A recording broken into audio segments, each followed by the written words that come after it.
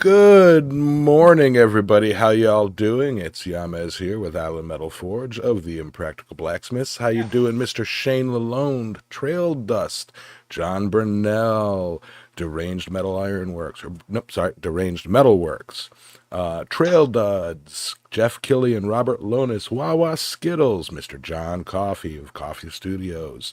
How y'all doing? We've got people are pouring in, and of course, hello to all you lurkers. Excuse me. Sorry. Bill Corey's in the house. What is up? What is up? Today we've got an extra special show for you, and yeah. So we'll just get right into it and go with the "How was your week" segment and find out what everybody's been doing. Alexis, if you'd like to go first.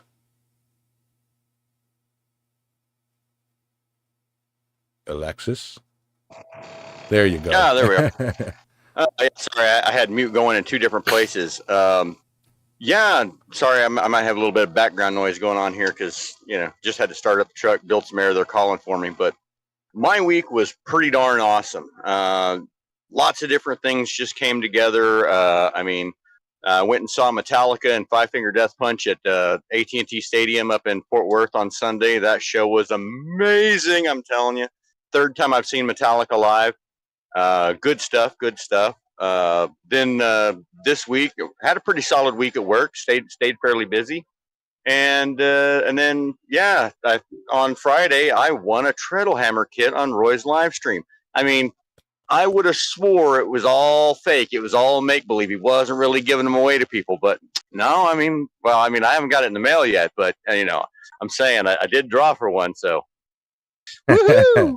Nice. I'm still pretty happy and stoked about that. I can't wait to get it and put it together and have a crack at it. So that's going to be a good time. I really think it is. I'm stoked. So that's my week in a nutshell. Thanks to Roy and Jess for putting on that show and giving us the opportunity to participate and to win a little bit of swag and prizes from time to time.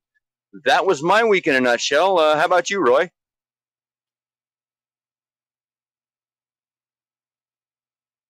There I am. Muted my audio. That way you guys couldn't hear me incessantly with an evil, maniacal tone. Anyways, my week was pretty good. It went by insanely quickly. It was mainly spent shipping out heavy hammer upgrades for the treadle hammer kits, a couple full treadle hammer kits. So that was awesome. Greatly appreciate the support there. So Thomas and I just spent time going like crazy. My shop has been an absolute wreck with a new product launch like it usually is. So yeah, I started Monday and it went by in a blur. I had a few fires to stomp out with the postal system, and here we are, so that's why on Friday we just did a membership burn-in thing. I was just like, you know what? It's hot, it's sticky. I'm just going to do something simple. And I've been promising for a while to take it to the membership wall again and do some burning of the names. So it just made sense to do that. So yeah. So that was basically my week.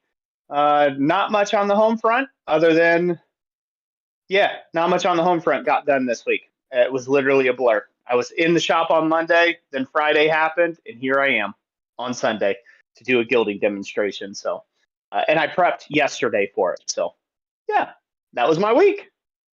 Right. Yeah, it's nuts how when things are just hitting you from all angles when you're busy, it's like you lose track of the days quickly.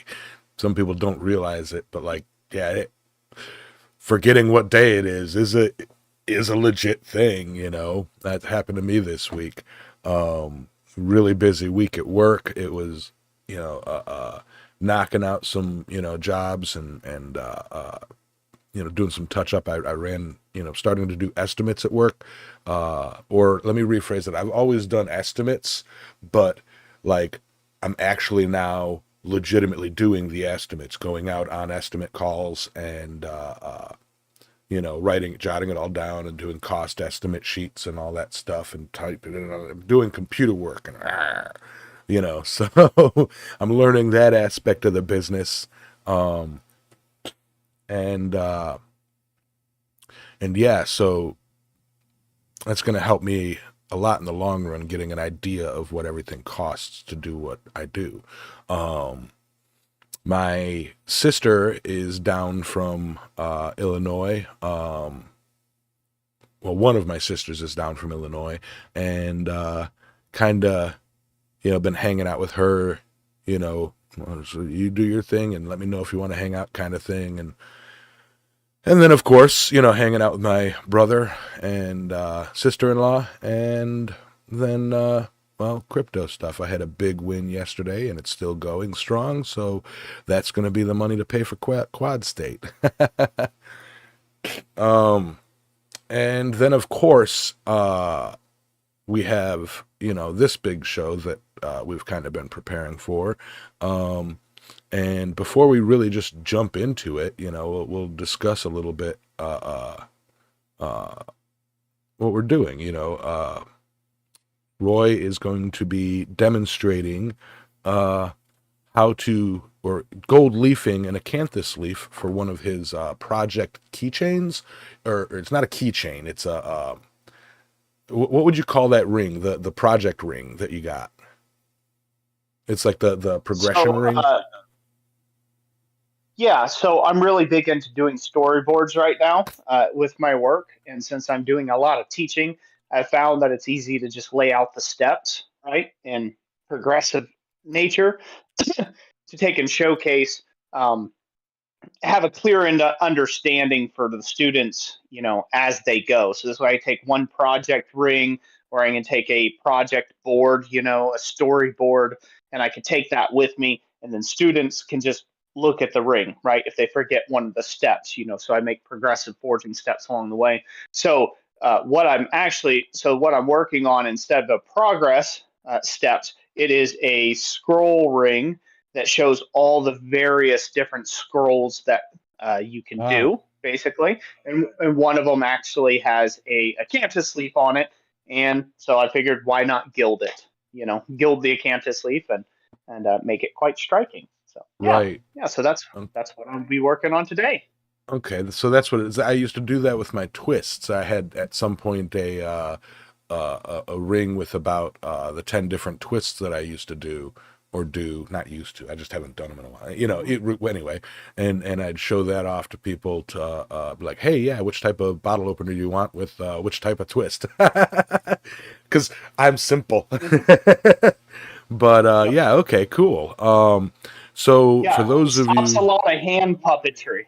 It Yeah. stops a lot of hand puppetry. You trying to form this thought in their mind. You could just here's what I'm talking about. right, yeah. So to all those popping in and popping out, dang it.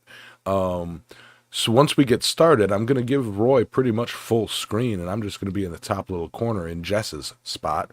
And how it's going to go is Roy's pretty much going to take control, and I'm going to be reading the chat for him so that he doesn't have to, And this will be interesting because I'm used to being a talker and, all that fun stuff. So I get to kind of step back and relax while Roy explains what he's doing, and I'll ask questions from you guys and all that fun stuff. So share the stream, let people know we're alive, and yeah. So Roy, if there's anything before you physically get started that you want to warn people about with gilding, or let them know how dangerous it is, Yeah, it's dangerous to your pocketbook. Right. But I believe it's dangerous to your wallet. I believe at one point you had, like in a previous live stream, you were showing off that, when you first got into gilding, you were talking about it, and it's like you were something like each sheet is like $80 or something like that. This was a couple of years ago, or so time. But yeah, like what is a gold sheet for gold leafing these days? Well, I don't know what it is per sheet. Well, you get about 25 sheets. Back in that video, you could get 25 sheets of gold for right around shipped $80. So, Okay. for it to be shipped to you and everything, a book is considered 25 sheets. They're little 3x3, like single atom thick practically. I know they're not a single atom thick, but they're super thin sheets of gold leaf. They are they're about maybe, I want to say that they're like a sixth the thickness of a sheet of paper. Like they are Right. very, very, very, very thin. Like think of the thinnest tissue that you can get. If you breathe on them, they're gone.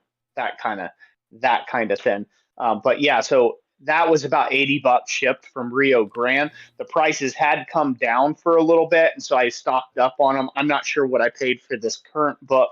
And here, I want to say it was right around $60 for a book of Right. 25. So it fluctuates leaves. with the price of gold. There is, yes, it does. Yeah, it fluctuates with the price of gold. That is one indicator, one thing that dictates the market value of it. And also, there is different brands and different qualities. Obviously, you can get 14 karat. The gold that I have is 23 karat, so the purity matters, right? So you can get the same look with a lower carat value. If you go with like a 14 karat gold or something like that, they do have some different carat options available. But I wanted to go full out with 23 karat gold, which to my understanding is the purest that they offer in sheet. So Right. yeah, so it can be addicting. So that's your one warning label. It can be addicting. And Yeah. the product will cause your bank account to go to zero if you're not careful. So, Right. Well, I'm going to go ahead and move you to the big screen. And yeah, just so people know that it's you here and not, just, but,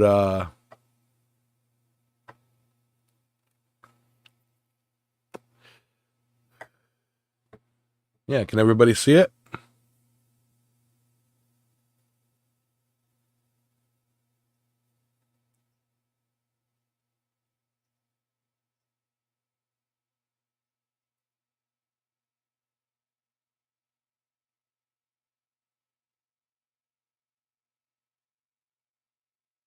Yep.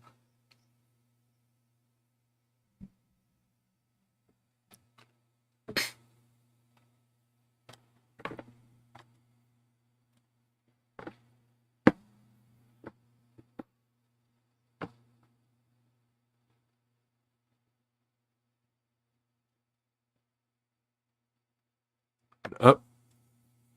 Hold on, Roy. For some reason, I lost audio on you, in the thing. Hold on. That is so weird. Give me 1 second. No, it's very likely me.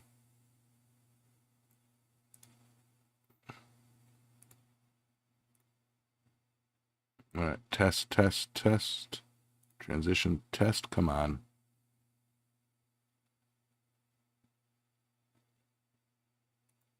No.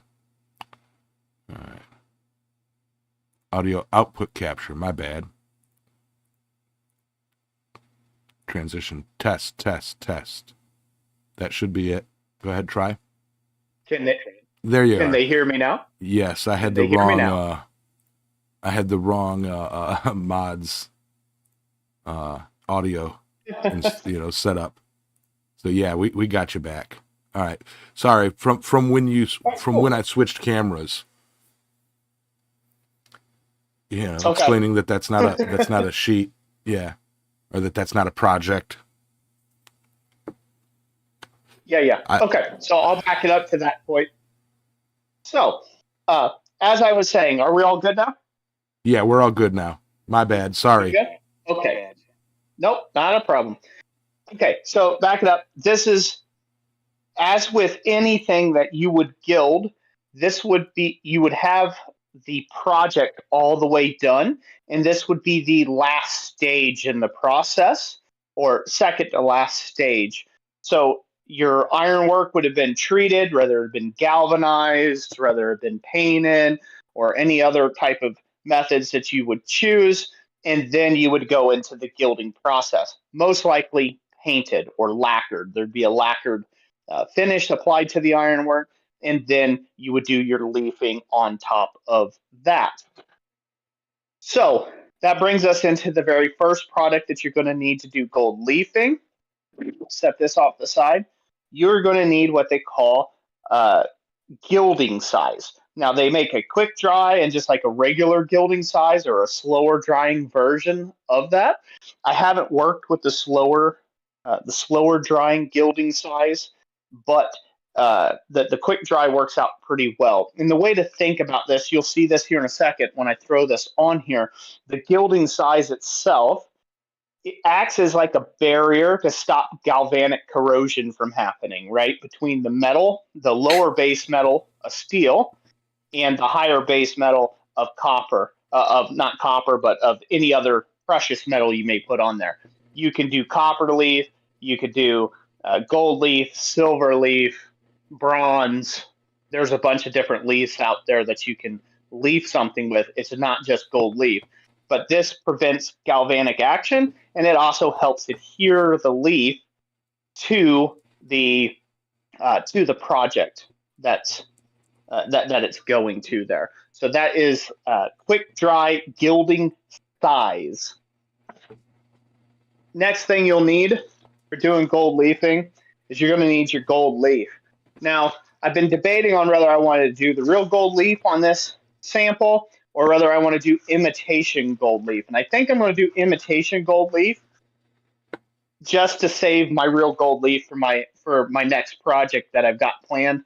Plus, this is quite expensive. So, but yeah, 25 sheets of 23 karat genuine gold leaf, or 85 mil, basically square sheets. So anybody who wants to work out the metric on that, you can. They come from different, it's not just one company they come from. You can get it from just about anywhere. But I do want to show that off to the camera. I'm going to bring this up. That's the one that I'm using right now. I am not sponsored in any way, shape, or form by Gold Leaf and Companies. And hashtag not sponsored. And the imitation gold leaf is so imitation, it doesn't even come with a brand. So there you go. Yeah, that's how imitating it is. But I want to show you the difference in coloration of gold leaf. I'm going to set, because this is so fine and fragile, I'm going to set it off to one side. I'll put it back here in this box here. And I want to show off a prior project that I did. This is a door knocker that I made. This is a French Baroque style door knocker. I made this last year. And you can see that it has gold leaf on the scrolls, in the fullard marks, and on the ridges here.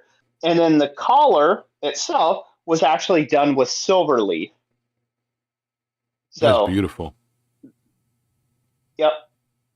But thank you. So that's for me, right? That's for my front door. Hey, man. Hey, if you got enough crypto money, you can buy it. Right? Make you a heck of a deal. So yeah. So that's a project where you can see the gold leaf. One of the biggest questions I've got asked is, "Oh, how do you get your brass brushing?" Right. To come out like that. And boy, I tell you what, there's nothing more disheartening than that comment. So much money. I do have a question on the process, and you probably will cover it later on, but yeah. Just go ahead. A lot of people might be wondering. So you put a layer on the bare steel to protect from galvanic corrosion. Do you then also, after you're done with the gold leafing, put a layer of something to protect the gold leafing? So the gold leaf is very unreactive, right? So it's very inert, as it were. It's not completely unreactive. It will decay, but it just takes a millennia to do so. So it's not necessary, and historically it wasn't necessary to put anything over the gilding at the end, but they did in order to stop people from going by the palace gates and That's kind whittling of a what I little was. gold off into their That pockets. Yeah, that's kind of what I was thinking about. Was Yeah. scrapage. Yep, yeah, because you could easily scrape this gold off. But this has been sitting for a year plus, almost a year and a half now. This has been sitting in on a shelf in my house, and it is still as lustrous as the day that it was put together. So it hasn't tarnished at all. So the gold, really, if you coat this, it's just to protect against scraping off that micro fine layer of gold. If you do decide Right. to protect it with anything, again, and the way they would protect that, they would just put a lacquer over that. Mhm. If it was being used for a gate. But I wanted to Coff- show the difference between. I wanted to Coffee show the difference Studios. between. Sorry, I was going to say Oh, go Coffee ahead. Studios says never thought I would compliment Roy on his knocker. Well, I do make a mighty nice knocker. So there's what real gold leaf looks like, and this is what imitation gold leaf looks like. Right. Notice the difference. This is brass. That is gold. Mm-hmm. They're not even in the same neighborhood. Right. But it's all the same processes of making it, Yep. of attaching it, or what would you call it? Gilding it. Yes. Yeah. Gilding, it's the same process either way. You're going to start with your books, and I'll show you guys how you're going to put that on the actual piece. It's all the same finishing steps. It's just wanted to show the difference, right? The difference is, and also the brass is thicker because the brass doesn't naturally stick to itself like gold does. The brass has a plastic, kind of like a plasticine mixture in with it. So it's kind of, you can touch this and wrinkle it and it doesn't tear. See it? Right. Yeah, that Well, it right just there. tore. Yeah, if you do it hard enough. But if that was gold leaf, if I touched it, it would be on my finger. Right. Real gold leaf, if you touch it, it'll be on your finger. It Right sticks then to and the there. oils. It'll adhere to the oils. Yeah, it'll stick to the oils. This, you actually have to apply a little more vigorously with the imitation gold leaf. So I'm going to go ahead and heat this up. Anybody have any comments? It's a great time to ask them while I heat this piece up. Yes. I'm doing this. I am doing this, by the way, just to make this process quicker, because for gilding size, it takes about 2 hours for it to get to tack, what they call tack, where it's got a tackiness to it where you can apply the gold leaf. So I'm going to accelerate that process very quickly. Right. So I'll get this heated up. I'll throw on the gilding size, and then I might have to dry it a couple times just to kind of get it quicker to that tack, if you will. Yeah. We do have a question coming in from Mr. John Burnell. He asks, can you tape off areas and get clean edges? Yes. Yep. Most certainly can. You can stencil. You can tape off stuff.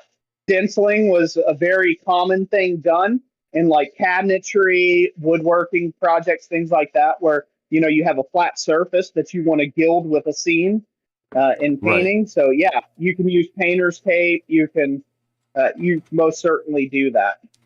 Yeah, I can see be really careful. So it's only going to stick. It's only really going to stick to wherever there's gilding size or there's a tackiness to it. So if you've got how do I say, if you've got a paint applied and that paint is a little damp from the dew or moisture in the morning, and you decide you want to start doing gold leaf work, it'll stick to the paint, right? So you got to make sure everything's dry except for where you want your gold to go, or you have to mask off the area, if that makes sense there. Right. Yeah, I could see the concern, for somebody who hasn't done it before, if they lay down tape and then pull the tape up, would it pull the gold leaf up? So it sounds like no. So that's pretty cool. No. Once the gold is adhered and the size has cured, it's permanent. It's not coming off. You wouldn't pull up the gold leaf unless you're scratching at it. You know, if you're scratching at it, obviously you'd have to purposely try to remove it. Would do. You're not, basically it seems you're not going to accidentally remove it. You'd have to purposely try to remove it. Yep. So I'm going to get this coated. Nothing special about the brush. This is just a hardware store brush. That's a 1-inch wide bristle. I have used for fine painting details on the size to put the size on, and also to gild with. I've used like little tiny artist paint brushes to get into little nooks and crannies. That's a valid method. I'm going to go ahead and open this up. And again, as always, to the chat, if anybody has any questions, I'm fielding them for Roy. So feel free to toss in the chat and ask some questions. So you know how on paint tins, oftentimes, like if you shuck them up, they have some paint on the lid. Yeah. The paint that's in this lid, the size that's in this lid is all that will be needed for this size. Really? Element. Yeah. So one little tiny, this is 1 pint of gilding size, will do a ton of work. Right. As long as you keep it, keep the tin closed. So you do not have to paint this layer on thick. You have to just put it on thin, but you do need to apply it liberally across the surface. Like I said, anywhere where you want your gilding to stick. And you can control that using different size brushes. You can get pretty dang artistic with it. Exactly. Like if you were trying if you wanted to paint. Yeah.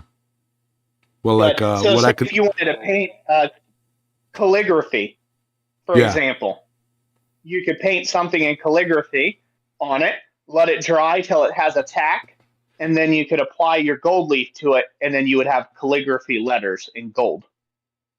Right. Nice. Mr. Robert Lonis has a good question, and it kind of makes me wonder what it would turn out to look like. Have you ever tried to mirror finish the iron first? I'm assuming first before gold leafing. No mirror finish as of yet. If you mirror finish it, the surface of the gold leaf will be as shiny as the surface underneath, right? So if you really highly polish something, you're still painting on your gilding size, okay? So that has somewhat of a texture to it. But what happens is the difference is when you go to burnish the gold afterwards, rub it down with basically a paper stick or just any sort of, rubbing tool.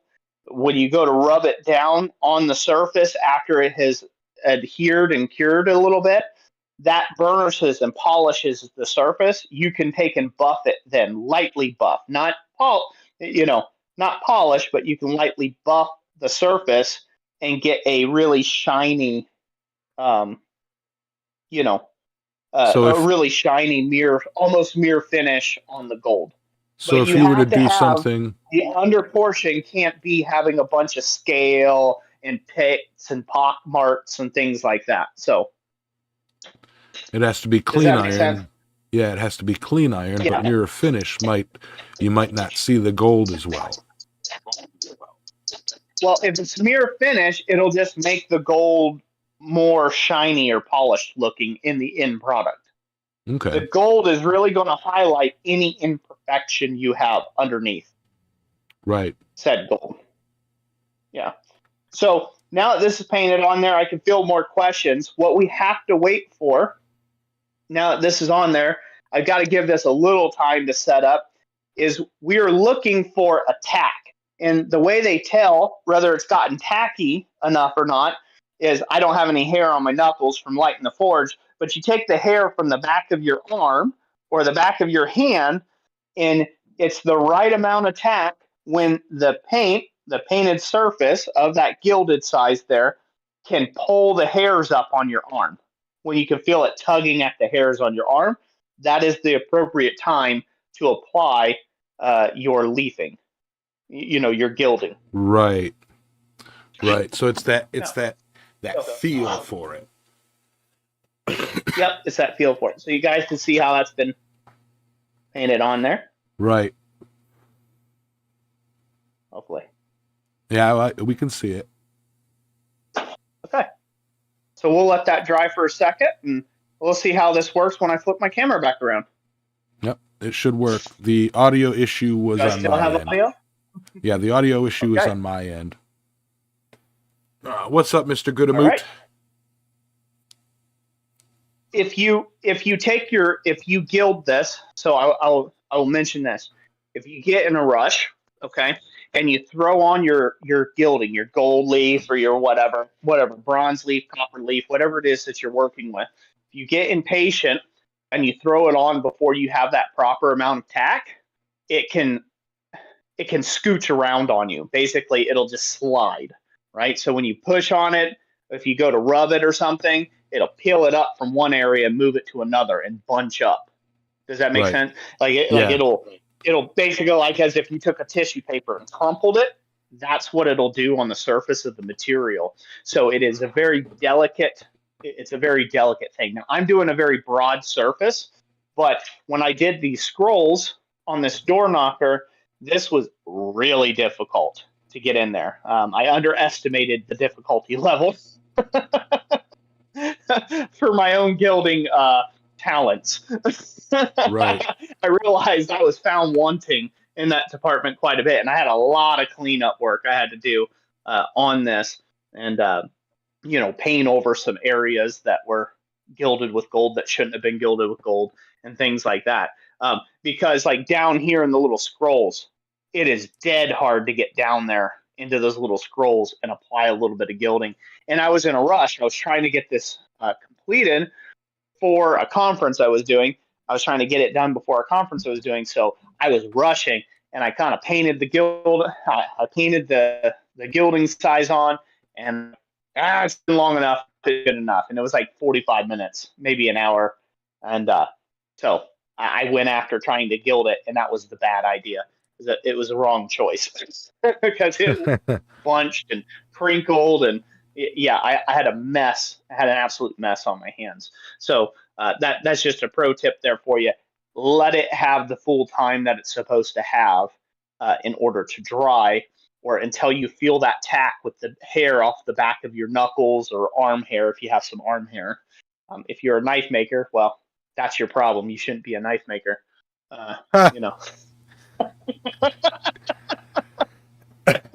Get him, Roy. Controversial. Hot take. That's just messing with you. Just messing with you. Calm down. Calm down. Right. Yeah, it should feel tacky to the surface. So use whatever hair you got. Facial hair, whatever. I'll run my beard right up to it and be like, ah. Yep. If it feels like a small child's tugging you, you know it's right. Right. Yep. So yeah, about how long? You said it takes about. Well, you said a half hour to become tacky, but you were rushing it by heating the metal. Not rushing it, but speeding it up by heating the metal. It takes about 2 hours. Okay. For it to get tacky. I'm letting it set up natural. I'm letting it set up naturally right now, and then I'm gonna speed it along by hair drying it a little bit, just for demonstration purposes. But for longevity of the item, just like curing concrete, you want this to cure properly, right? You don't want stuff flaking off. If you dry it too quickly, like I'm going to be doing in this demonstration, it could flake off, right? It could have a poor bond and end up chipping or flaking off. Knowing that this specific piece, which is going to be on a ring with other pieces of metal, would you be putting an outer coating on it to keep it from chipping and dinging? Yes, sir.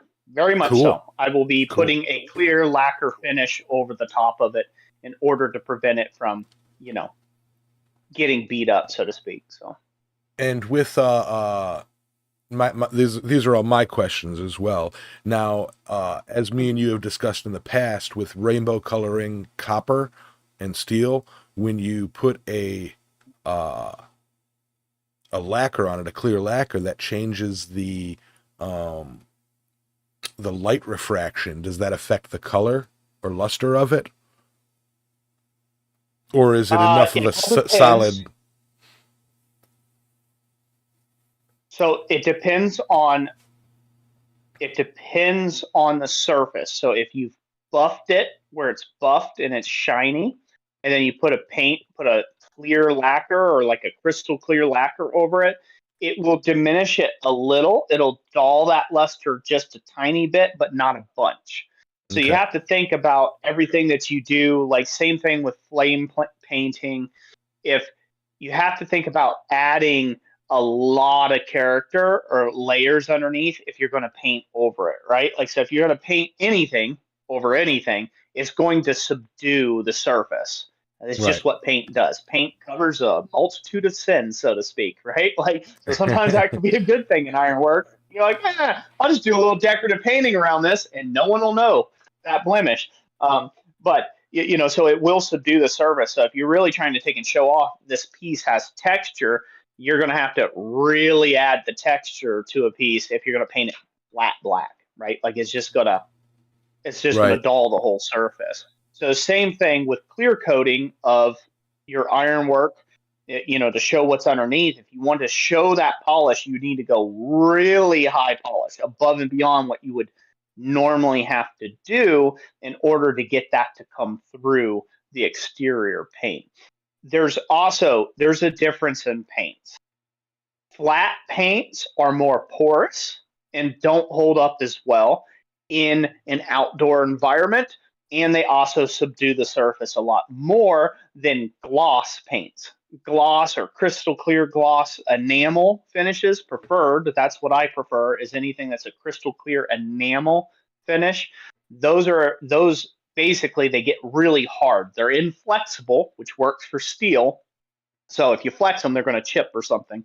But they're pretty much impervious. You could soak them in a bathtub of water and nothing's getting to the surface of your metal or your material. So for all of my high-end ironwork, my really high-end ironwork that is shipped all across the country and all across the globe, that is usually done with a crystal clear enamel. So it doesn't have to be a high gloss, but the higher the gloss, the better the seal is. And also, if you think about it, the higher the gloss, the better the reflection of the material that's underneath. I know that's a long-winded answer, but it's an answer. Painting and finishing work is where you derive 90% of a product's value. You really do. So finishing work, not specifically painting, you don't have to paint everything, okay?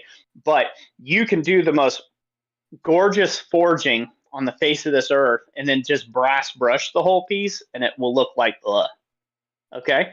Or you can brass brush the highlights and show off the character, show off the structure of the piece that you're trying to show off, and now all of a sudden it'll sell like hotcakes. So finish work is and that's just one broad example. Finish work is very crucial, especially if you're going to be making a living as a blacksmith. Having a high degree of attention to detail in your finish work is really, really key to good ironwork, especially if you're looking to go get those larger contracts. Right. I got a couple of questions popped in chat. One from Mr. Lonis again. Would a soft buffing wheel remove the gold leaf after it is set? No, like a loose leaf, what you would want to do with this is you would want to take and buff it with either a gosh, I can't think of what a felt. That's what it is. A felt wheel, like a lamb's wool wheel, or a loose leaf buffing wheel.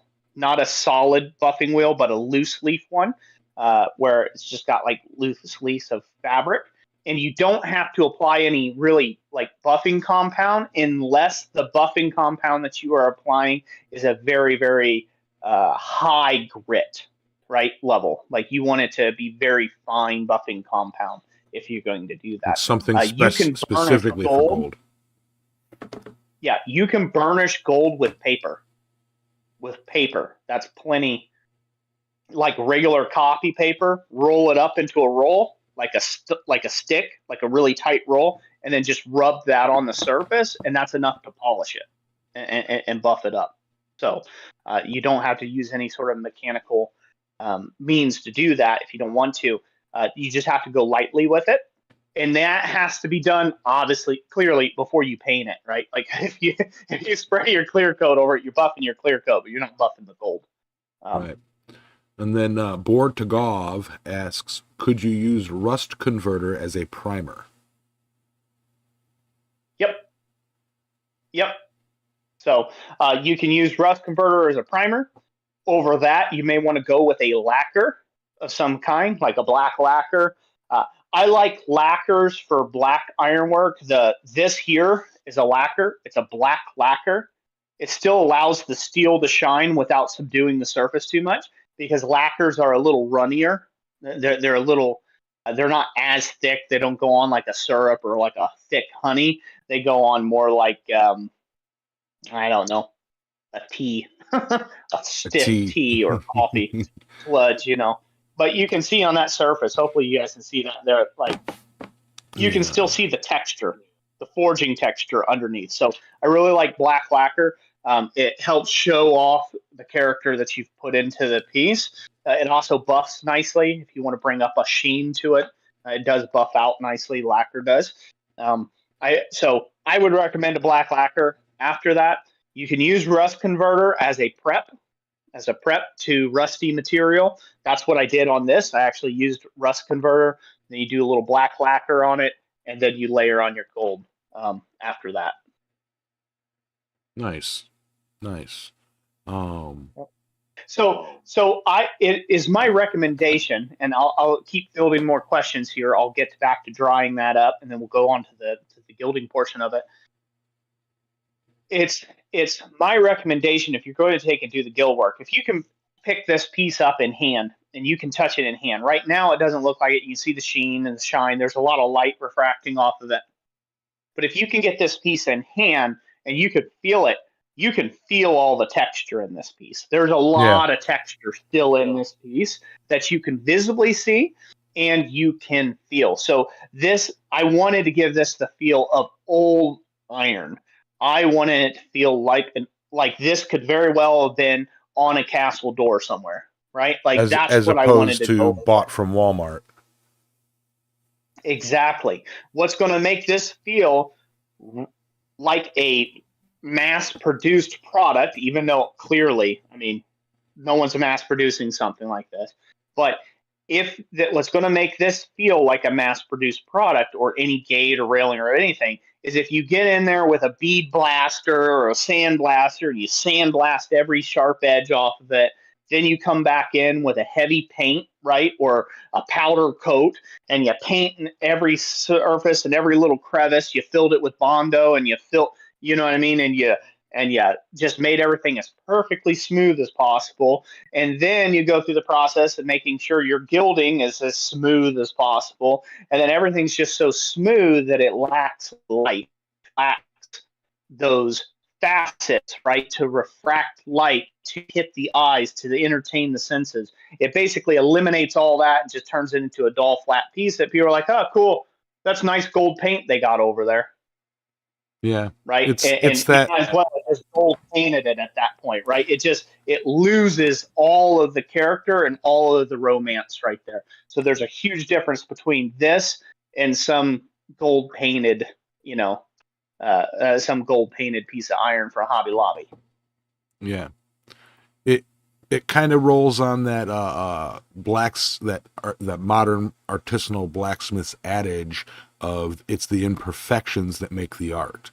It's the imperfections that show that, this isn't, stamped in a factory and sent out to the masses, that this is, bespoke, so to speak, even though I hate that word, It's such a buzzword. We use all sorts of terminology, don't we? We use all Oh, sorts of buzzwords in our craft to sell stuff. yeah, This is bespoke ironwork. That will be $300 an hour shop rate versus 25. right.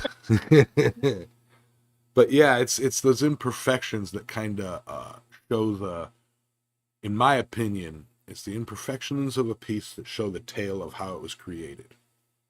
You know. That's right. So that actually has a decent little bit of tack there, but it's still a little wet yet. So I'm going to go ahead and dry this a bit more, and then we'll do some gilding there. Mm-hmm. By the way, I should say thank you for having me on. I'm passionate about this subject. I Oh, I love am doing too. this sort of work. So it gives me a great opportunity to share a little bit about what I love. Yeah, So I'm glad you could thank be you. here. You're welcome. And thank you for putting out posts and chatting us up in your live streams and all that fun stuff. You know, it's You're very welcome. people working Hopefully, it's together brought a to lot of good spread traffic this information. morning. Yeah. Yep. Yeah. There's people working together to share information in a craft that they're passionate about.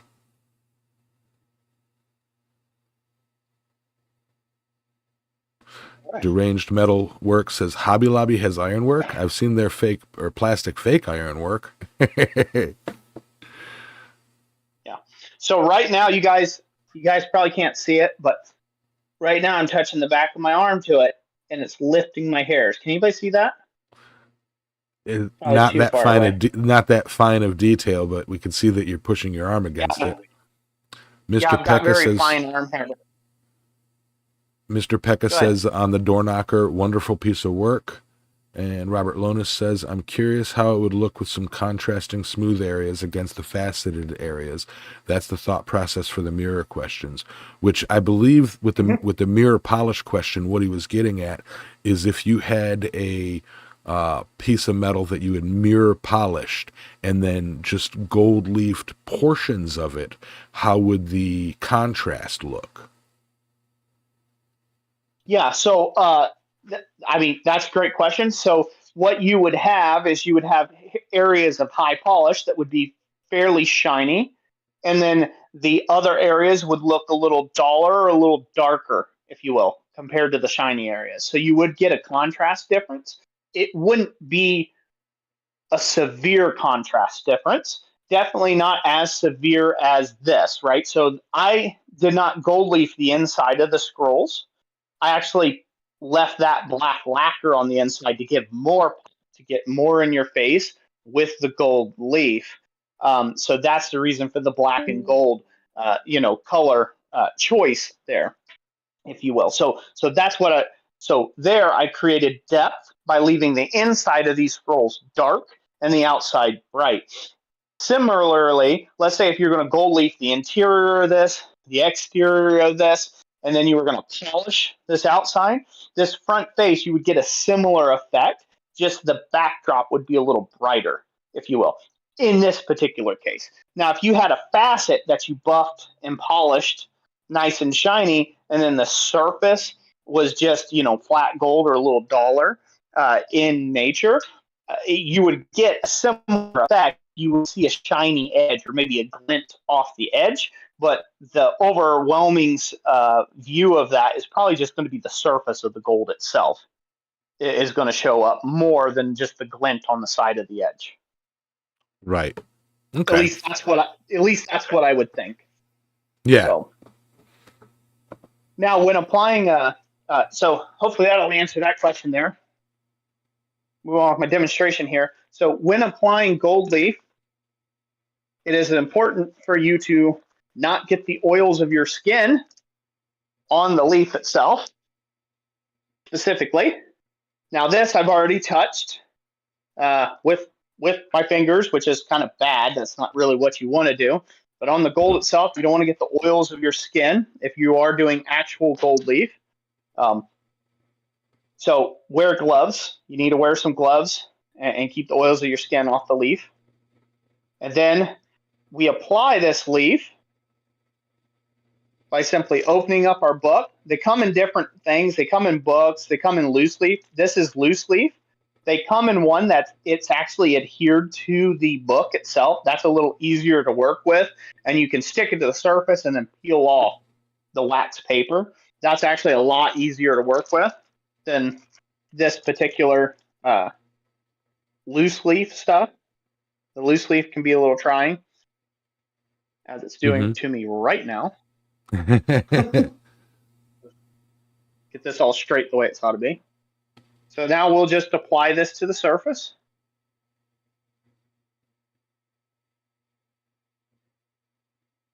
And that should stick. Now, with this, you're always going to have some extras. And one thing that I do is I use a mascara brush to lightly buff this onto the surface. Did you ask Jessica if you could use that? I actually bought this. Well, it's not mascara, I guess. It's a what do they call that? Blush What brush? that brush is that? I don't know. I haven't put makeup on in years. Yeah. I use this to fix this to the surface a lot easier. Now you see all this extra that's floating away here? Mm-hmm. That's natural. That's what happens. Usually what I do is I lay down a bit of I actually will lay down some cooking paper, wax paper. I'll lay down a big wax paper area so I can collect all of that to use to fill into any areas that might need it. Yeah. Which Open this up, do you put this use? last little bit of leaf on there. Do you use tweezers to grab the pieces? And can you use tweezers, or would that like tear it up too much? You can use tweezers to grab the piece. This is a broad surface overlay, so I'm just kind of just overlaying the surface. Right. I have a pair of tweezers in here. Find them real quick, like that I use to grab extra pieces like this, tear them off the surface, and use them down lower. Right. Do you see how I did that? Yes. So these little loose, if they're big enough pieces, you can grab them and use them elsewhere. So like that piece is big enough. Hopefully this is coming good through here. Oh. Mm-hmm. Up. And again, this is a quick demonstration. You'd want to be a little more genteel if this was it's real the gold process. and for everybody's information, he is currently using imitation gold leaf because this piece is just a demonstration piece for his product ring or sample ring. Yep. So this isn't for I don't want to say it, don't want it to sound like this, but this isn't for a actual project. This is a sample piece for customers to show different types of scrolls and different things that you can do that he'll carry around in his massive pockets, so that when somebody goes, "Oh, what do you do?" he busts it out and goes, "This," instead of waving his arms to describe what he does. So you guys can see hopefully how that's coming together. Yeah.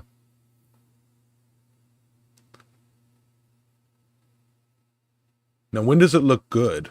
No, I'm just kidding.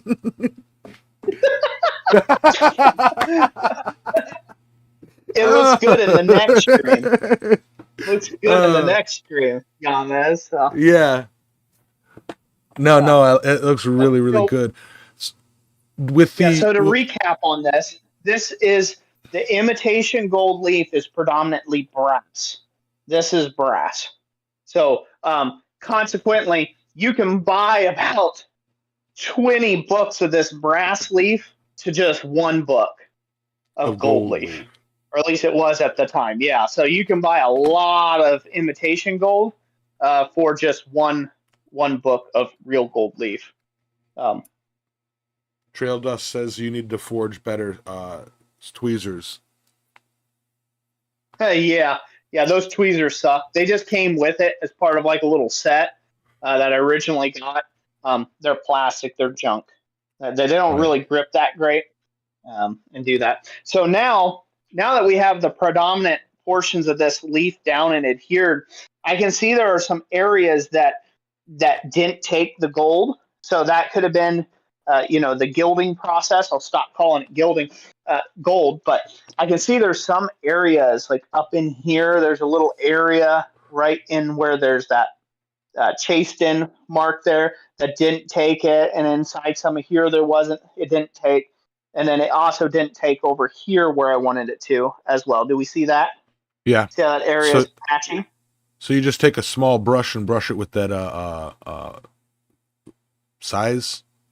Size. Yep, that's correct. So we will go over. We will recoat that, and then we'll do that again.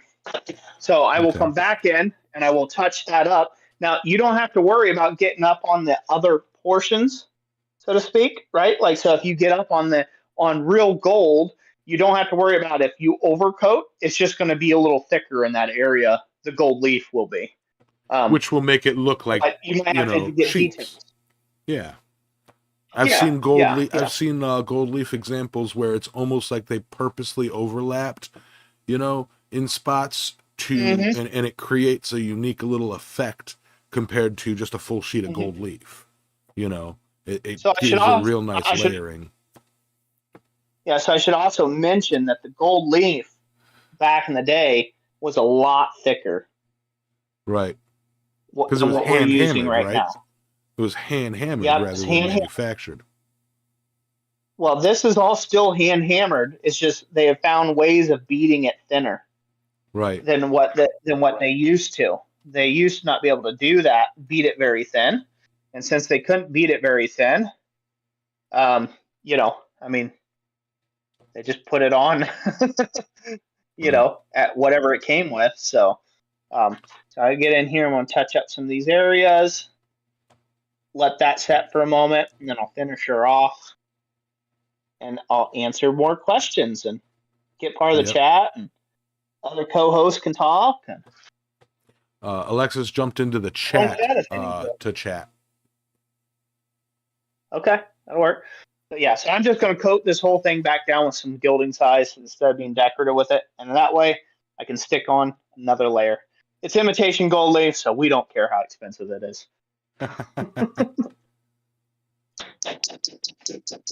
Like you do if you're a big famous YouTuber. Right. Even the imitation gold This leaf would is probably be like, waste nothing. this is my Bugatti. Very nice. So as you can see, that has quite a bit of shine. Imitation gold leaf kind of does that. I don't like imitation as well as I like the deep luster Yeah. of But real you can, gold. the important part is showing off the process of how it's done from the metal to the size to the actual application of the gold leaf. Yep. So now I'll flip So my camera around if I can. That's some quality brass brushing right there. Now, in this case, yes, that is some high quality brass brushing. Flip this around. There we go. All right. So a couple of the questions Right and the comments that came up. Deranged Metalwork says, so this process isn't a rush process. It's something that we can take a little time with, correct? Yes, that's correct. A note on that. So you have, from the time that it starts getting tacky, you have about 45 minutes. So, Yeah. but from the time that it has the right amount of tack, you have about 45 minutes to take and get that leaf on, or otherwise it will just dry. The size dries out, and then you're not getting it, right? Yeah. Then you'll have to recoat. It's not, it's not a problem. It's just, well, you have a little more, you have to go through and put a little more gilding size on, and you waste a few more materials that way. But it's not critical, so to speak, right? It's not super critical. So if you're but it doing is a whole about that bunch of it, 45. so if you're doing a whole bunch of it, do it in sections. Exactly. I made the mistake, and this was part of me rushing on this project. I made another mistake on this project was because of that rush. I painted this whole thing with gilding size, right? So I painted all my little areas. I went over the whole thing with gilding size. And by the time I was getting done with one half of it, the other half had already gotten to the point where it was starting to get tacked. It was starting to receive a tackiness to it. Like, okay, I'll let that dry, and then it took I took the amount of time that was recommended on the can. But see, I hadn't anticipated that I had been painting for 2 hours to Right. get all the little areas where I wanted the size. I didn't anticipate that I had already been, that was part of that timing. So one side was dry, one side was still wet, and then I'm like, oh man, I need to get this other side. And I'm like, well, okay, wait another 30 minutes. It should be good enough. I'll just throw all this gold leaf on there. And then I had to boogie, which is not something you want to do on this. So I made a lot of mistakes on the gilding of this. Again, I underestimated the amount of time it take. What I should have done is I should have just done a half, and then another half, and then another element, and then a different element, right? I should have broke it down into smaller subsections. So this way I would have gave myself a easy, lackadaisical atmosphere to get it done. But again, I was in a rush to get this done in order for a conference. So, and that's how we learn. Let me see a comment on it. Jeff Killian says that piece reminds me of a whale jumping out of water from the angle, seeing it in the vise. Robert Lonis, you stole your wife's makeup brush to apply it. Almost looks like bronze. John Brunell says, do you trap the brush bristles in it a lot? So I do not trap. So generally I keep the blush brush on the surface of the material of the actual gilding stuff itself. So I try not to come in with that brush until after I've gotten most of the surface covered with the actual gilding material. And that way I keep the brush hairs out of the size, right? The gilding size. If you do get a brush, so like the brush that we applied the gilding size with, if you get a little stringer, a little kind of hair that's sticking in there, you'll definitely want to get that out before you coat it, because it'll be in the final piece. It'll show up. So then you'll be digging that out with a pocket knife and going back over that area. My heart just jumped a little bit. Oh. Let me see. Robert Lonis was the sign bracket Roy's first attempt at gold leafing. And yes. Adam's back. Yep. Okay. There you go. Yeah. Yeah, gold leafing, my very first attempt at gold leafing was that sign bracket. And boy, howdy, that was a lot of work. So I got a lot of practice in on gilding that one. And I should state that too as well. I am not a master gilder. This is not what I do. This is just a side thing that I've picked up that's interests me in the pursuit of doing French Baroque ironwork, right? It's just a thing. I don't have gilders in my area. There's no master gilding firms around or anything like that. The closest you would get is a paint shop somewhere, right? That could maybe spray some gold paint on something for you. So there's no one around with that sort of work. So if I want to add that to my work, I have to learn how to do it. And so that's what I've been doing. And I've watched every foreign flick I can find on gilding work. And I've done as much research, internet research that I can do. And now I'm just putting stuff into practice, if you will, on my piece. I am amazed about, over in Europe, the people that do this for a living, that this is their profession. Dude, they just make me look like a chump.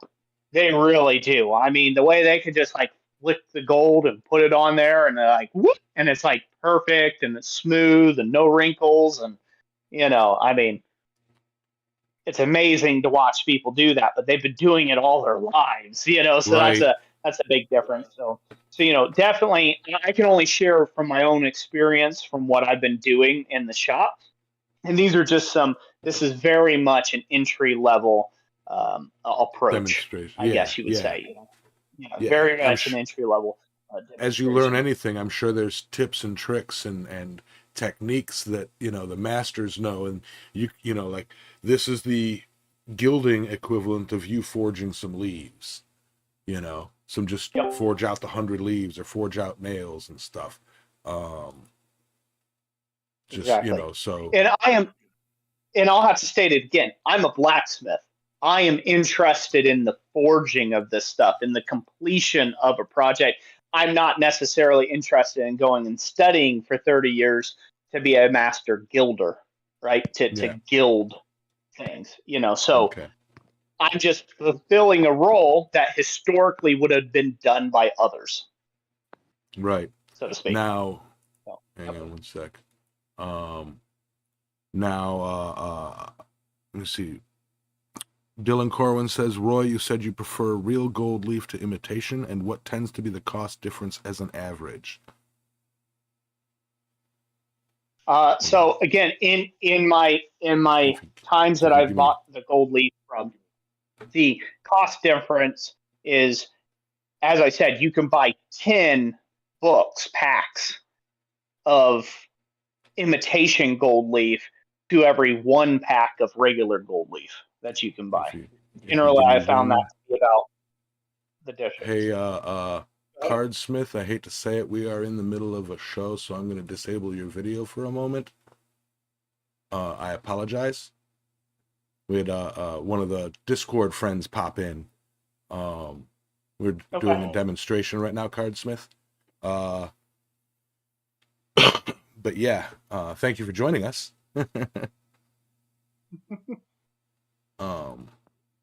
But yeah, so gilding is the equivalent of proper drawing the eye to something like painting or photography. And Dylan wants to know if there's any spray gilding adhesive. That I don't know. I don't know if there's any spray gilding adhesive. From my research, from what I understand about gilding, the reason why you're using the size is the size does two separate things. It bonds the size to the material underneath, the surface material underneath, and it bonds the gold to the size, right? So, like if you did a spray adhesive, like a glue, I've had people ask, you can do Elmer's glue or this or that. These are things I don't know. Whether you can use a glue, but from my understanding, is some of the glues use different acetates and they have different acids in them, and it could actually speed up galvanic corrosion in a piece. If you're just thinking about just licking and sticking a glue, a glue job on there. Now that's from the research I've done. I don't, again, I don't know personally. I don't know if you can use like I know they make like spray adhesive, right? Where you just spray on some spray adhesive that you might, do for upholstery. I don't know. That might be perfectly valid. The point isn't for it to be sticky. That's just the sub point of it. The point is to create a barrier between the two dissimilar materials, and the sticky is helps with cohesion of the gilding medium to the surface. So yeah, so I don't know. I mean, could you use glue? Maybe you could. Maybe you could use glue. I've often thought, well, maybe you could just use a paint, right? That hasn't just any lacquer or paint that hasn't quite set up yet. Because when it gets to that point where you can leave a thumbprint in it, like if you painted something and you Right. touched it too early, and you didn't really jack up the paint, but you left a little thumbprint in it, kind of pulls on your thumb a bit. Maybe you can do that and skip the gilding size altogether. Again, I'm just doing it the way that I've seen countless others. I figure there's a reason for it. Right. It's kind of hard to tell in a foreign film in a language I don't speak as to why. They're using the gilding size, and that's what came up in the subtitles. So I'm like, okay, that's what I'll use. Let's see. Remember, even the masters started somewhere, though. So that's Speargrass basically saying you're on your way to being a master gilder as well. Let's see. Yeah, I don't know about that. Mr. Brunel says, "Well, I'm not going to read that. That's rude, John." Nah, he goes, "Well, I'm out early. I have to go see something or see someone. Nothing against Roy." Bye, John. Bye, John. Bye, Yeah. John. So I did have a question. I was hoping somebody else would ask it. One thing in the demonstration piece that I noticed, and I know that it's going and I believe waiting for the next step right now. The indents on the leaf, where it may not have like sunk in. Do you take like a small stick or small something and like kind of press it down into that?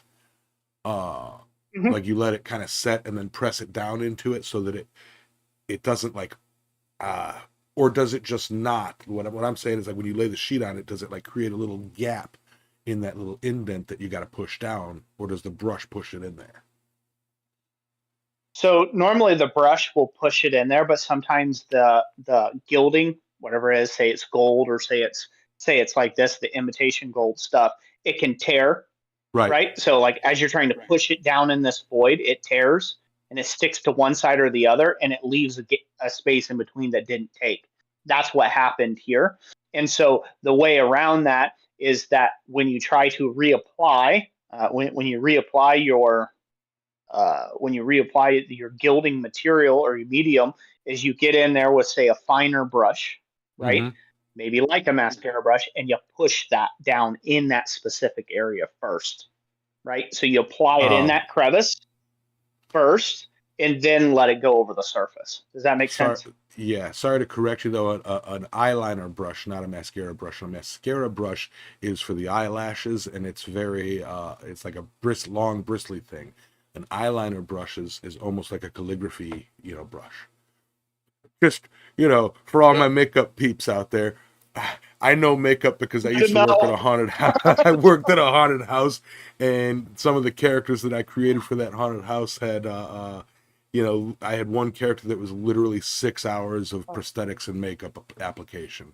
So, like, I'd be in the chair talking to these makeup artists for hours, and y'all know me, I can talk. So I learned a little bit about makeup.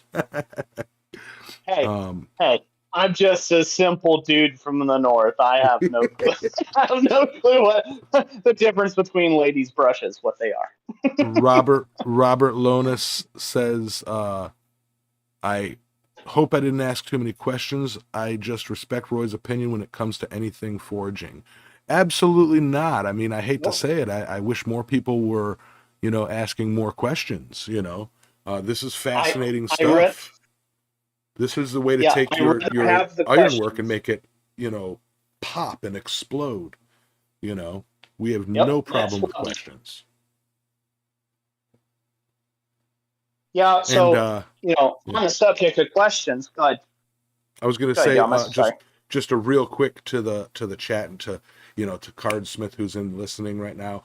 I already did text it in the other channel. I do apologize. I didn't mean to like put you on blast and like shut you down and everything. And to those popping in who don't really know what's going on, Roy has is slumming it here on my channel and giving us a demonstration. So that's why normally if we're doing a conversational thing, it's like, yeah, come on in and join the chat. But I'm kind of giving Roy front seat on this, you know. So let me see. Speargrass says, I love how he did silver gilding. I think that's got a different name. I think it's Damascene, but you don't see much of that out of armor. Yeah, I'm not sure that it's uh, Damascene a surface. Um, in the uh, in Rio Grande, it's still considered gilding for silver. Right? It's gilded in silver, gilded in bronze, gilded. Gilding is just applying a high, a the gilding process is applying a more nobler metal to a base metal like this. So I'm not sure. I'm sure there's probably all sorts of languages that there's all sorts of technical jargon around it. that, I don't even know. So I'm not sure if it's Damascene or not when it comes to silver. But I know from the yeah, here. Oh, I actually got a receipt here. Let's see here. At the time this most recent was bought, let's see here. That actually brings up a They don't question. say here, but leaf. So leaf, silver leaf, 25 sheets of a book. At the time we bought this, what day was this? What date? Give me a second here. The date was 2021. So in 2021, that's a long while ago. A lot of life has happened since then. So 25 sheets was $26 for silver leaf. And then the 23 karat yellow gold leaf, 25 sheets or equals one book, was $64 unit price. Right. On that. I think that was the thing. But on their website, it was considered gilding. It was in their gilding section. So I'm not sure on the terminology there, which one's right. But it just may be historically considered Damascene or whatever you call that. Right. Lay that down. Lay down. More on there. I'll lay the rest up here. Use my glove because I'm not touching it with my finger. Cover the areas that we didn't get into. And for this purpose, I'm just going to use my tweezers and apply this down to the surface now in those grooves that I missed. Right. There we go. Now, I do have a question more on what you just talked about with the pricing and the receipts and everything, and this is more of a business side question. So, and I can only assume that you're holding onto those receipts so that you know how much you spent on materials for your records and everything. Now, when you price say somebody were to request a gold leafed item from you, and you price in the price of gold leaf, do you price it in based on what you had spent that specific set of gold leaf on, or do you price it based on the current price of gold, if that makes any sense? Current market value. Okay. It's a word that enters that equation.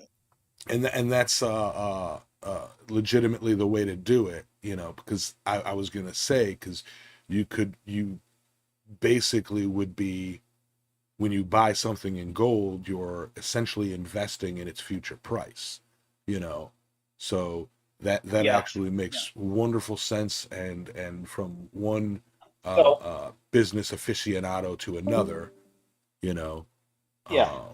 So even beyond that, to travel on that frame, the reason why, my personal reason why, and what I think matters the most on pricing for that is, let's say you look at a job and you estimate, you say, hey, you know what, that's going to take 2 books, right? That's going to take 2 books. Let's say there were $60 a book. You're like, yeah, it's going to take me at least 2 books of gold leafing, right, to do that job. And you say to yourself, like, okay, that should be good enough. I'll have it at that.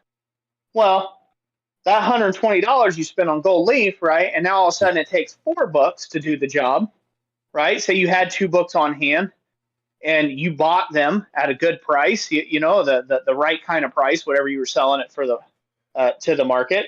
And then all of a sudden, I'm short 2 books. Well, then you go online and you find out that it went up to $120 a book. Then what? Well, now you're out, right? You're out.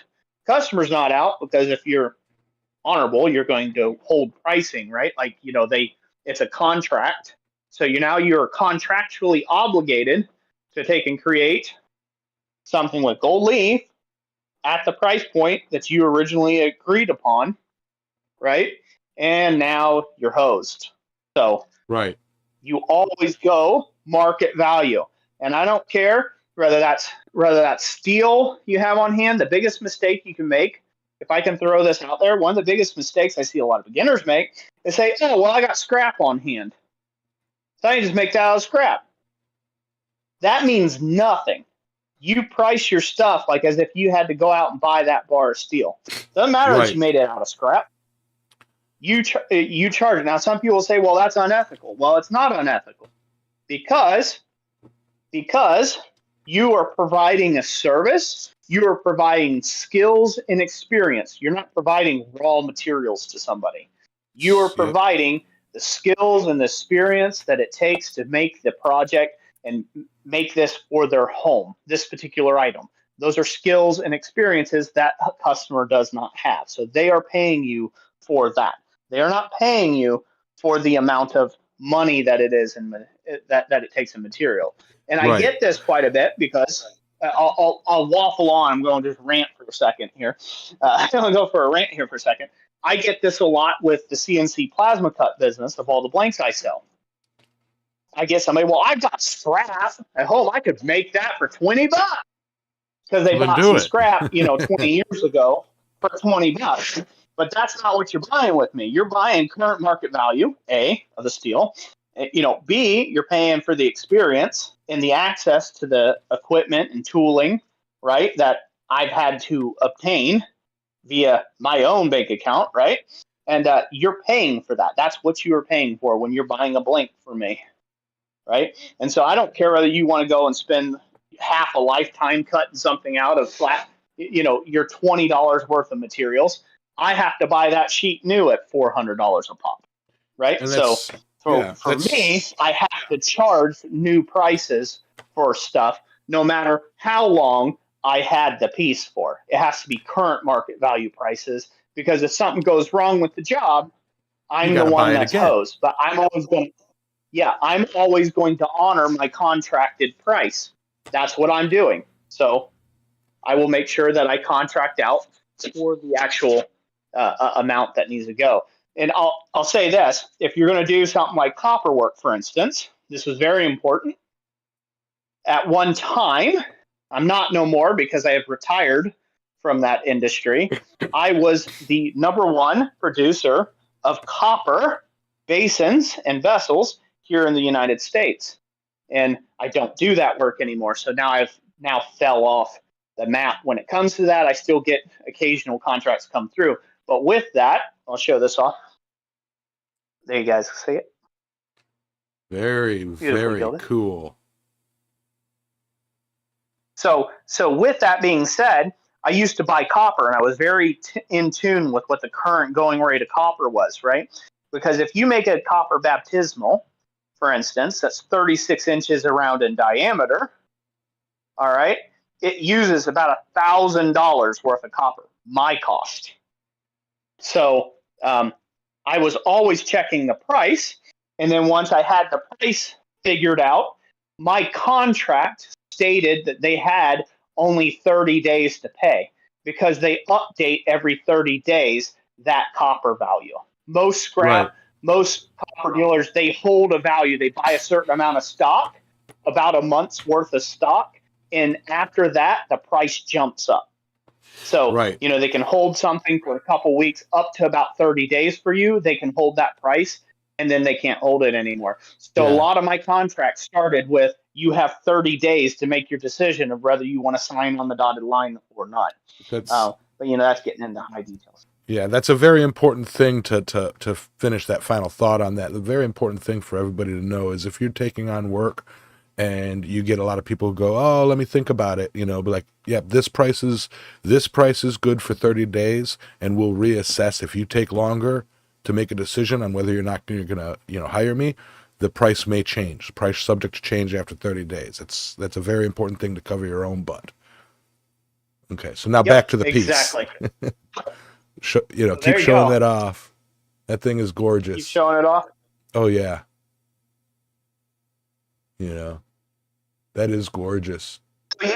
So you can see very quickly. Now, I've intentionally left this not painted underneath.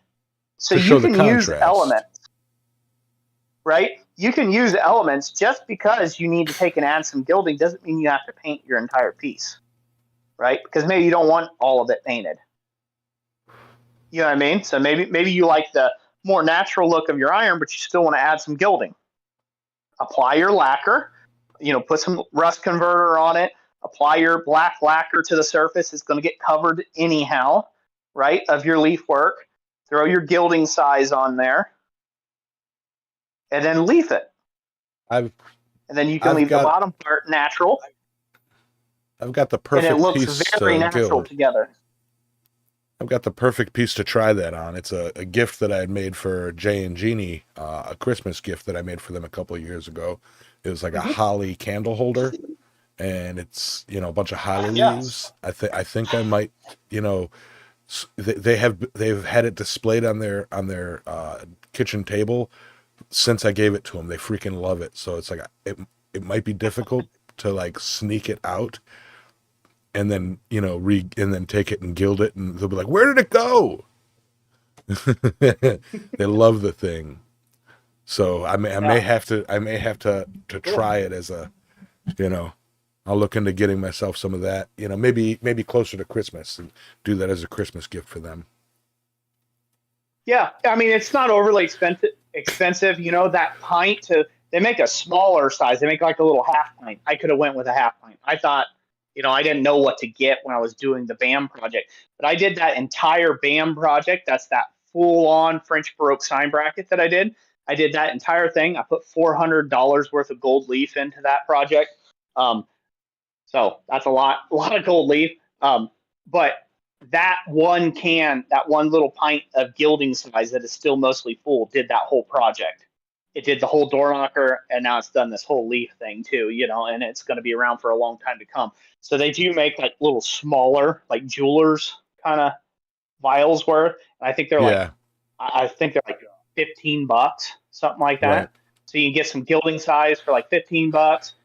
The imitation gold leaf is dirt cheap, or if you do real gold, again, it's not bad, it's not great, but it's not bad either. I mean, you're going to be very careful how you use it and how you spend it, right? You're not just going to go, it's gold everywhere.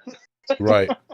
You be very intentional with your work. I actually got a question on, Yeah. either A, similar, or B, like just speculative how we would go about it. Take, for example, a forged rose, a metal rose, right? Mm-hmm. Now, would you go through the process of like tweezering in and gold leafing? Like if you wanted to gold leaf the rose bloom, would you take and gold leaf inside of that, or would you do something? Would it be more prudent to get like gold dust, gold powder, and spray or lightly paint the steel with the size and dip it? Mm-hmm. I would, in that case, so if you're trying to get the gold all the way down in there, uh, I do know that they do make a gilder's paint that actually has the size and the gold all together in one. So that would Okay. probably be a great application for that if you're trying to put it all the way down in there. It's not 23 karat. I forget what it is. I want to say it's like 18 karat or something like that. It's a lower grade of gold that they put in the paint. Um, but it's actual gold. It's not like gold paint, spray Color, paint you yeah, go buy from the gold store color. kind of thing. Gold color, right? No, it's actual gold that's in the size. Basically, it's already in that lacquer, and you can apply it. It comes in like little small, paintbrush tins. Um, Yeah. I would say, though, however, visually speaking, it would look nicer if you gilded the top of the rose. So, like the highlights, like as if you were to brass brush something, but you gold in the highlights of the rose and leave the center dark to get maximum contrast, Right. Yeah. to really highlight that there's a rose bloom there. The Yeah. mistake that a lot of people make, and this is where a lot of people think that in Baroque ironwork or French Baroque ironwork or in the Rococo periods of ironwork, that the gold is just gaudy, right? Oh, it's gaudy. Well, you're taking and looking at a picture frame of this. If you expand out and are able to see the full intention of the project, it's no more gold than what you see in this. This Right. all had intention. It's to give pop to certain elements. But if you think about this, this is on a small scale. It looks good on a small scale. It doesn't look over the top or too gaudy because it's appropriate to the size. Same thing with big castle gates, right? I mean, there's miles and miles of fence that are attached to that, right? And miles of other ironwork that helps balance off, right, that amount of gold that you're putting on there. So one of the mistakes you can make, as with anything, like with brass brushing, is to get on a brass brushing kit or get on a gilding kit and you gild every single surface, every ounce, every nook and cranny with gold. I personally find that to be kind of distasteful. I think that's something of our modern world. That's something that wouldn't have been done, back in the day, where you just gild every single side of everything, except for religious artifacts, ornaments, processional crosses. There's certain areas that it works good with, but if you have a big flat surface and you're just going to gild the whole thing just so it looks Right. golden, you could have just done it with gold paint at that point, right? That can be over the top. So same thing with a rose. I would try to show off the character of the rose. This isn't just a flat 2-dimensional thing. This has 3 dimensions, and it should be worthy of your time and attention to look at. So maybe put some on nothing on the stem, but some just highlight the leaves themselves, the petals of the rose, and then the leaves on the stem, or maybe some of the thorns, add a little gold, just a touch of gold leaf on them to give a lot of severe contrast. That would be my preference if I were to see a piece done Right. that way.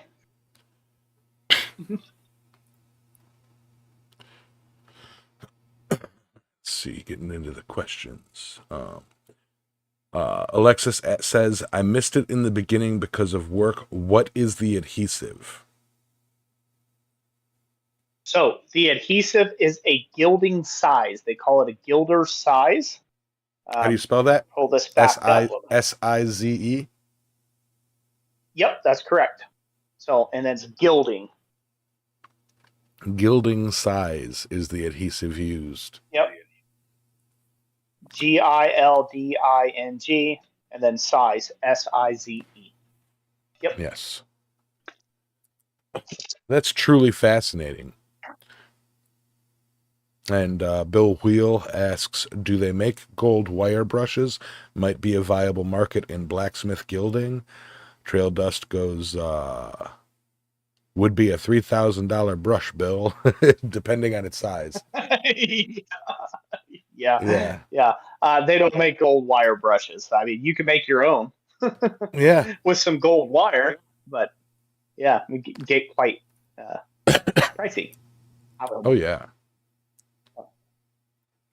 But yeah, so I mean, I have fun doing this sort of stuff. I think, I'm the opposite of a lot of people. I believe gold enhances pieces just like brass brushing or just like carefully put hammer marks and or texture, carefully put bevels to things. I believe that it's there to take and enhance the visual representation of the ironwork, and not just everything just needs to be gaudy painted with gold so this way it shows off opulence, right? It's meant to enhance that character of that ironwork, and that's how I like to use it in my own Not work. the Midas touch, but more like a sketch artist using graphite to shade.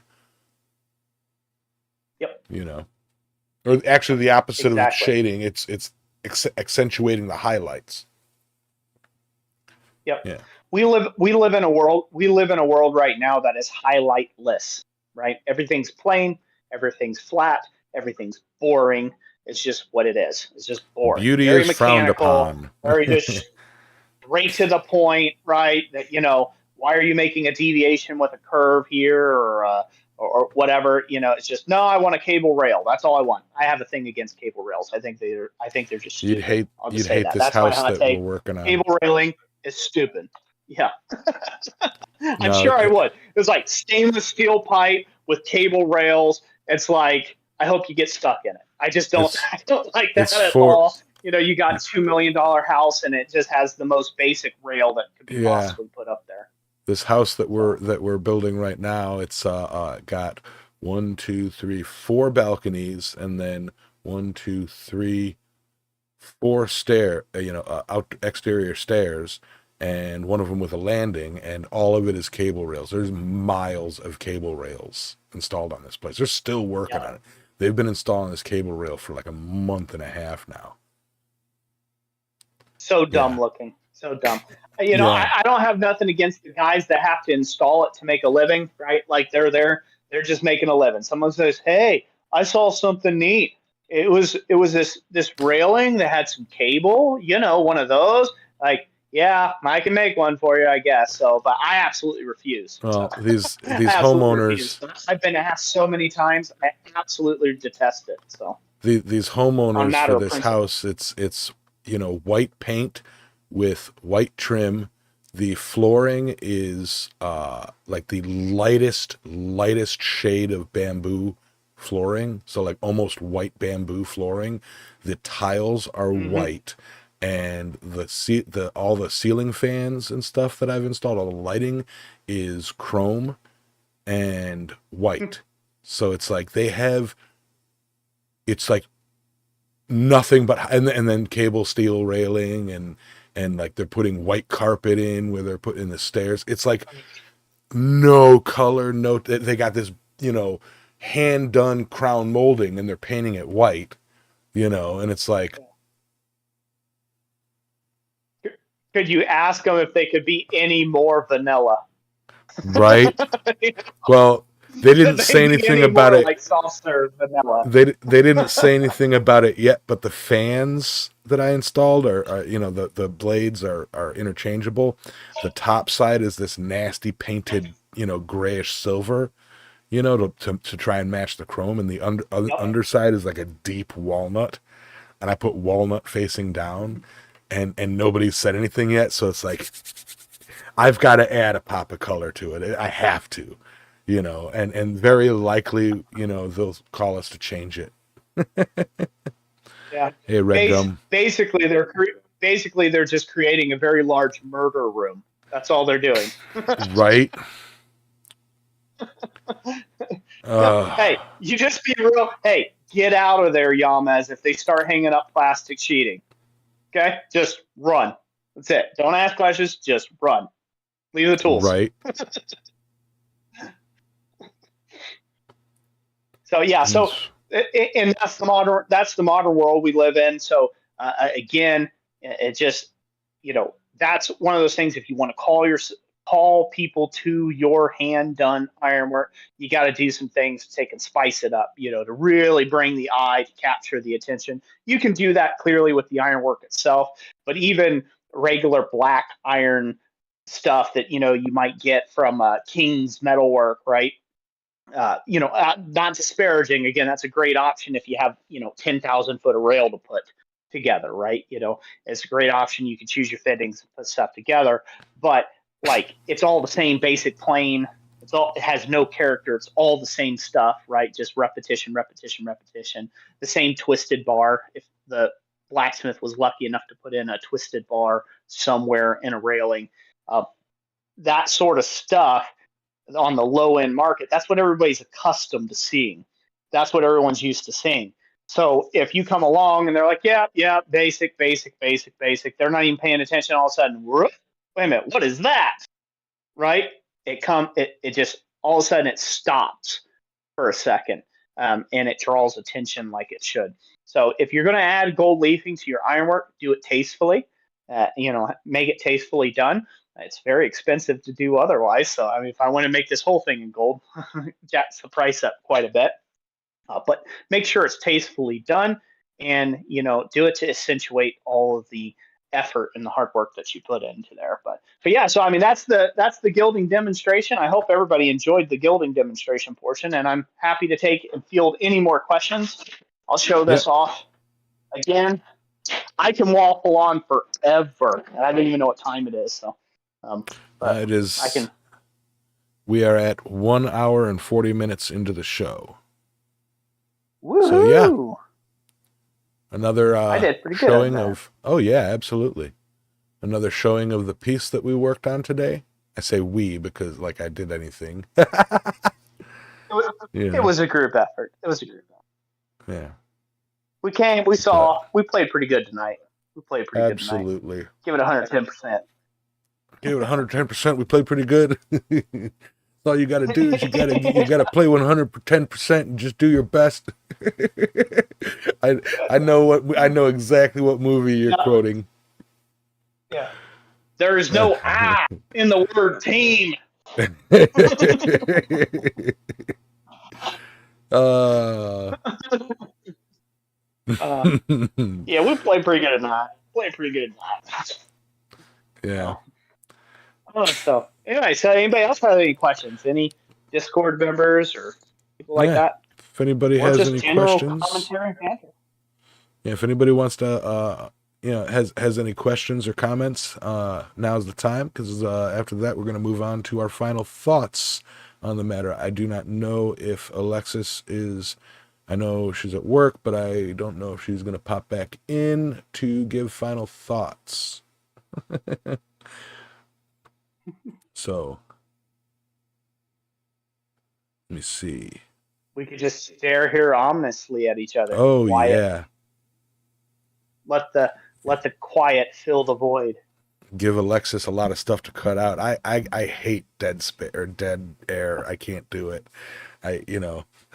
Says nope, busy. So I guess it's just me and you alone in our final thoughts. So Boy, that's a dangerous combo.